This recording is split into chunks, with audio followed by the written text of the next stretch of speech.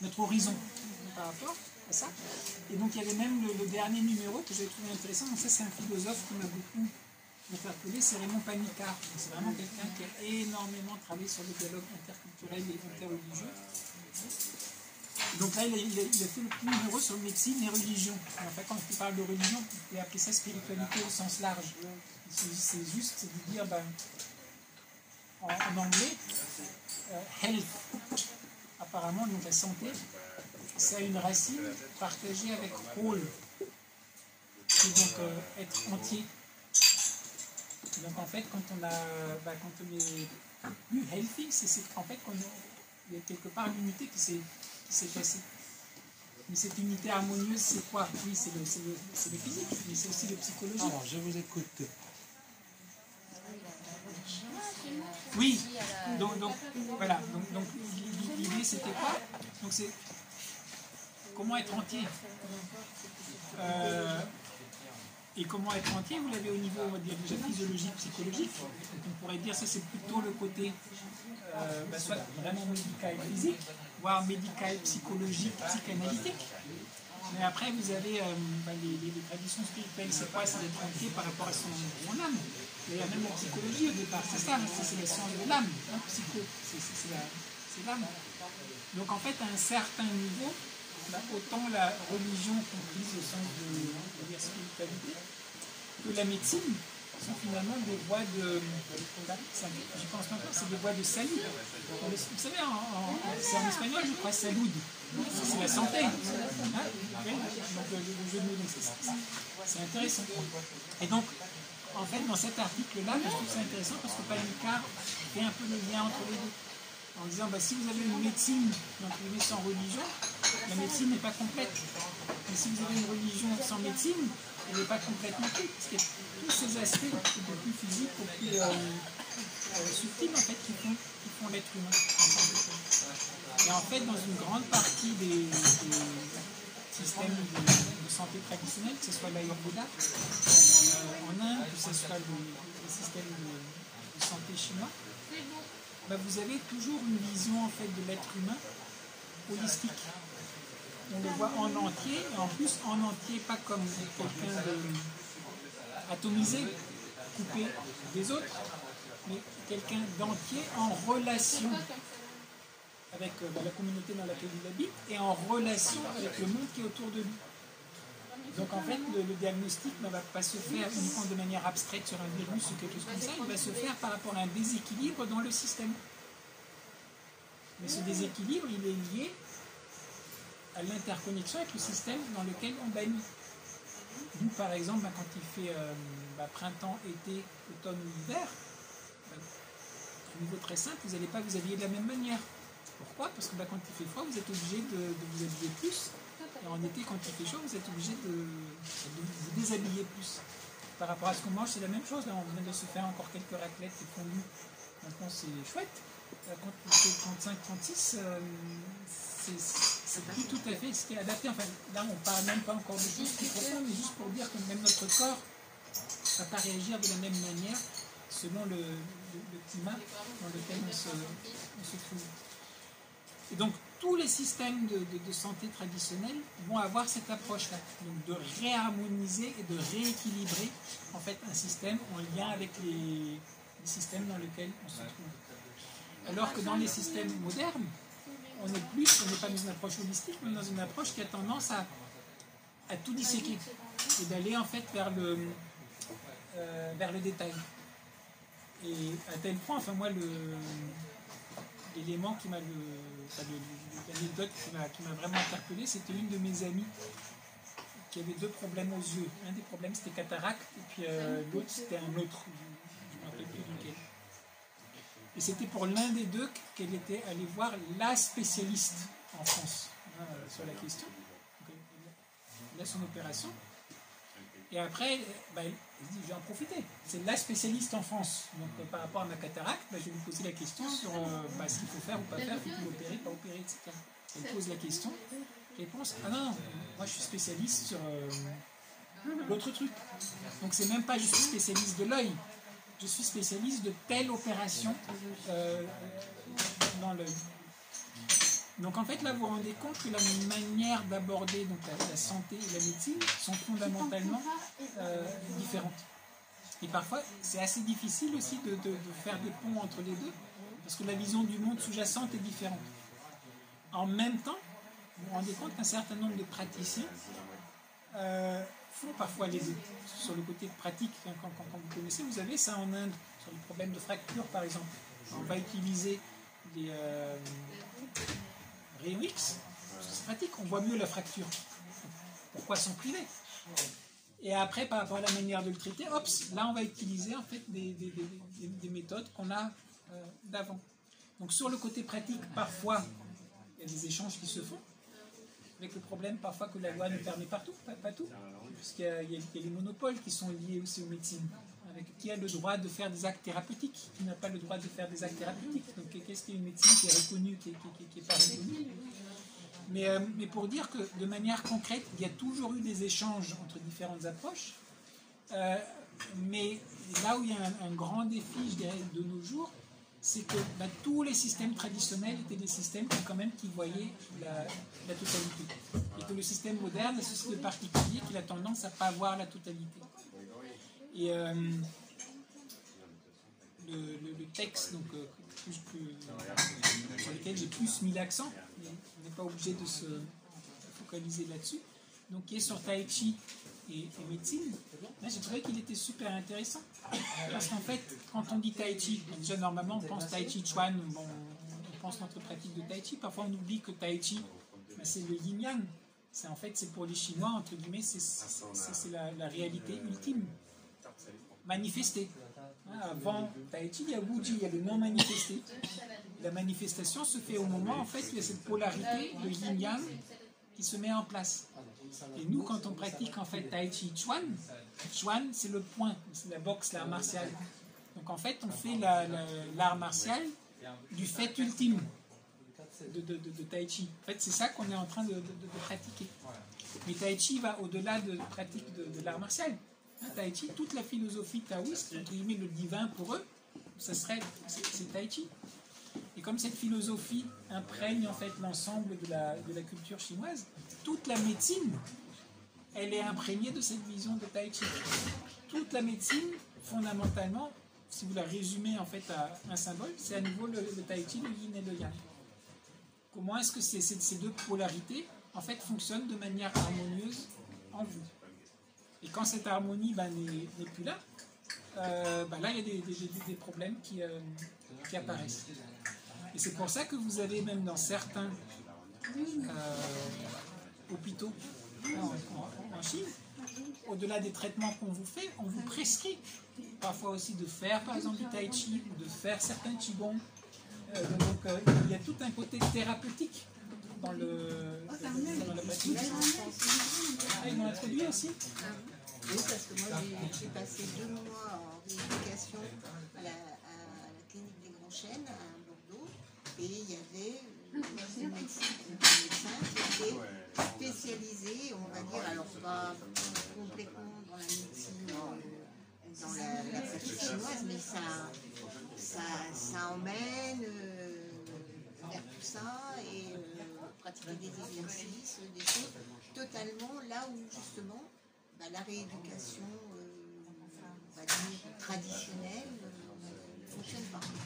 Apporter d'autres pistes, et c'était pas proposé à tout le monde. Parce que bon, il faut aussi que la personne soit réceptive. Si elle y va en opposition, ça sert à rien. Et donc ça commence à intégrer même. Ça c'est une expérience de la Guyane, donc ça doit. Elle était qu'à mi-temps dans cette personne, mais ça commence à rentrer. Là, vous voyez la chose qui est intéressante, parce que c'est à double tranchant cette histoire-là. D'une part, c'est très chouette. Oui. Là où il y a le problème, c'est que parfois, il commence à y avoir l'interprétation que genre Tai Chi, Qigong assez thérapeutique. Oui, non, c'était pas. Non, mais je dis. Et dans cette interprétation-là, tout d'un coup, à nouveau, on le coupe à la base. Donc, si on le prend dans le contexte des arts de métal. Mais il y a autre chose, c'est que la personne qui exerce ça il faut qu'elle ait une reconnaissance médicale normale. Hein, et c'est elle qui apporte. En fait, elle n'est pas employée dans ça.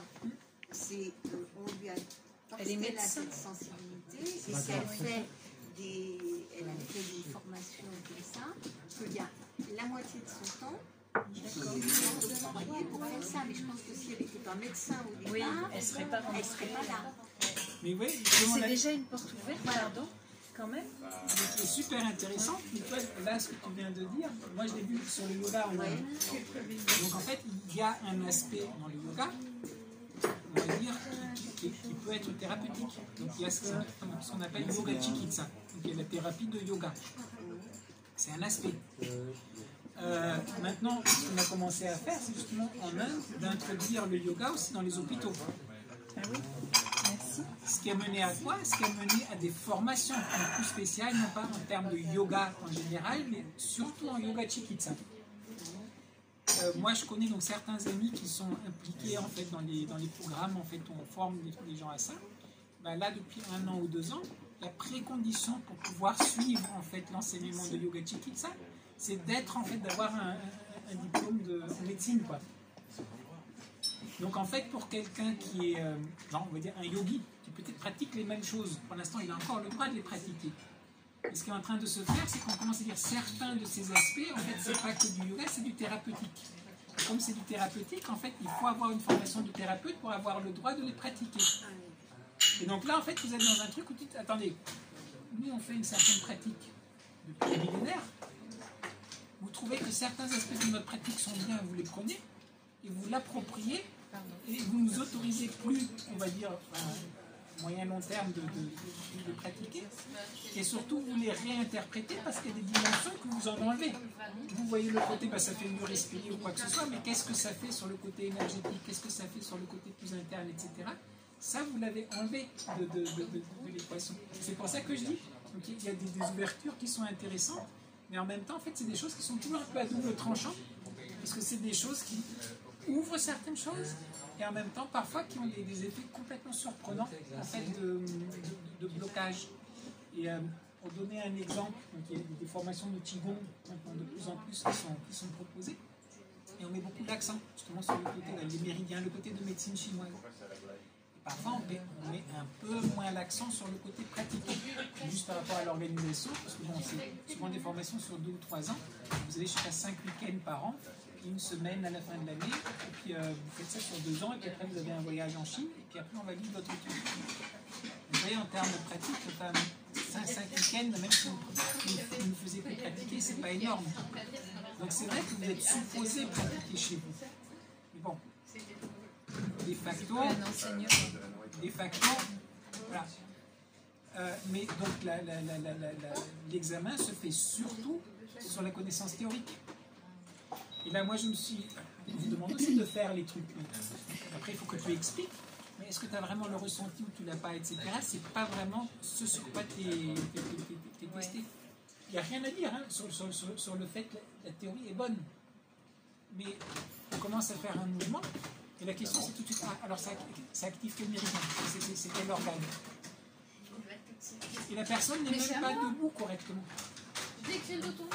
Donc le problème c'est de dire, bah, on peut parler de beaucoup de choses, mais si déjà ça ne circule même pas, que même les bases pour que ça circule ne sont même pas là, de quoi on est en train de parler?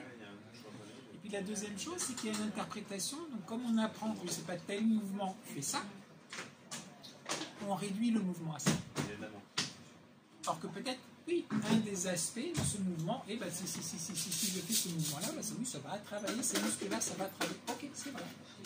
Mais peut-être qu'à un autre niveau, le fait de faire ça, ben, ça va en fait me faire respirer.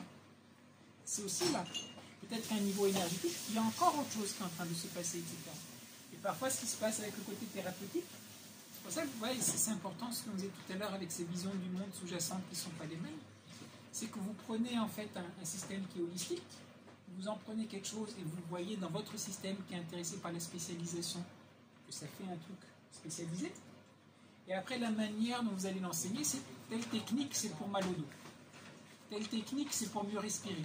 Telle technique, c'est pour... Alors que toutes les autres dimensions qui sont beaucoup plus profondes, parce qu'il y a aussi le côté psychologique. Quand on fait les animaux, plupart des gens aiment bien faire les animaux. Pourquoi est-ce qu'on aime bien faire les animaux? C'est pas, en termes de mouvement, c'est des mouvements comme les autres mouvements. Il y a un côté psychologique. On est en train d'être un ours, on est en train de faire un singe. C'est vachement important. Ça, c'est un aspect qui est très important. On n'est pas uniquement en train de faire un exercice qui s'appelle l'ours ou le singe ou le tigre. On est en train d'être un tigre, on est en train d'être une tigre. Donc vous travaillez en fait sur ces niveaux-là.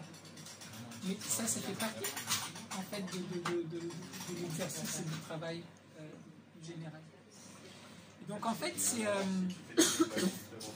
cette prise de conscience-là. Je me suis dit, ben, ça serait vraiment pas mal d'en parler un tout petit peu avant de parler avec Sarel, hein, qui pourra nous expliquer, pour qu'on puisse déjà rentrer, enfin, sauf toi, mais les autres pratiques, même ensemble, vous le sentez. Hein, si on a parlé avec Geneviève là, hier ou avant-hier, tu me disais avant-hier, sur certaines choses où parfois, je sais pas, je parle yin, yang, le vide de l'étain ou des choses comme ça, et puis au départ, ça fait pas trop sens peut-être.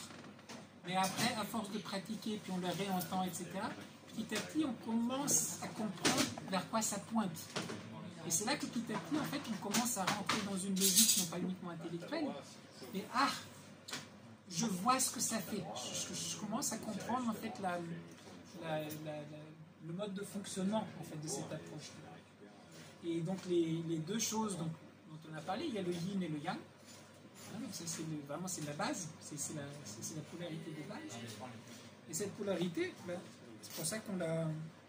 Françoise nous a fait avec les paquois. Les paquois, c'est quoi? C'est en fait la transformation du yin en yang et du yang en yin. Et là, vous avez le pré-céleste, le ciel antérieur, et puis après, vous avez le ciel postérieur. Alors, ça, c'est quoi? C'est que au départ, vous avez un programme pour exister. Votre archétype.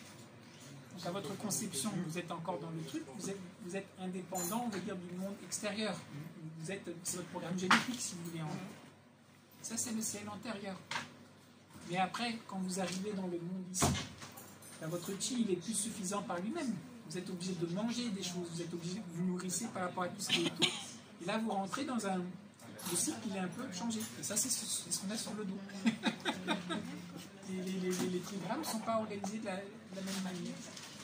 Mais en gros, donc, si vous voulez, tous les trigrammes, c'est juste un affinement de yin-yang. Hein, c'est comment yin devient yang et yang devient yin. Comment est-ce que quand je fais mon pas, je ne suis pas plein et vide, et comment est-ce que le plein se vide et le vide se remplit progressivement. Et puis la deuxième chose qui est très importante, ça on l'a pas sur notre... Je les ai redessinés là. Ah, wow. Avec justement le changement quand c'est antérieur ou postérieur. Tu peux le lever pour Alexandra. Voilà. Et donc les trigrammes ne sont pas du tout disposés de la même manière selon que c'est antérieur et postérieur.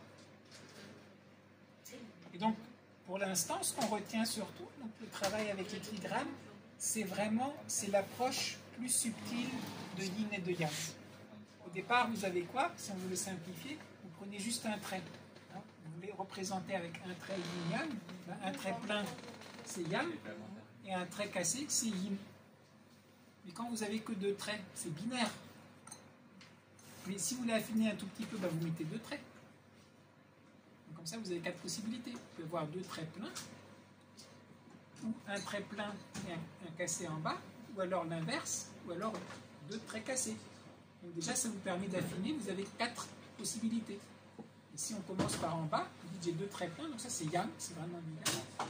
Puis je casse en fait le trait en dessous, c'est le yang qui est en train de devenir yin. Et puis après on casse le trait au-dessus, donc là c'est du yin qui est vraiment yin. Et à nouveau après il y a le yang qui va revenir, parce que quand yin est au maximum, le yang va venir. Donc il y a un trait plein qui va recommencer à se mettre en bas. Donc en fait on est passé juste de binaire, on a rendu plus subtil. Si vous mettez 3 traits, vous passez à 8 possibilités. Et pour aller encore plus loin, peut-être que certains peuvent jeter un coup d'œil là-dessus. C'est un des classiques chinois, c'est le I Ching. Donc on prend en fait les trigrammes, qui sont 3 traits, et on les double. Donc ça vous fait 6 traits. Et avec 6 traits, ça vous donne 64 hexagrammes. Et les 64 hexagrammes, en fait, c'est la base de I Ching. Qui en fait, c'est entre guillemets 64 situations archétypiques de changement qui existent dans la vie. Parce que quand on a parlé de yin yang, ce qu'il faut bien comprendre, on a le. C'est une dynamique. Donc toute la philosophie sous-jacente en fait, de Tai Chi et de Taoïsme, c'est le changement. C'est pas quelle est l'essence. Il n'y a pas une essence de yin, une essence de yang. C'est la polarité qui est une dynamique, qui est constamment en train de changer. Et ce que les Chinois ont essayé de comprendre, c'est comment est-ce que les choses changent. C'est comment est-ce qu'on fait pour s'harmoniser au changement qui ne s'arrête jamais. Il continue tout le temps à changer.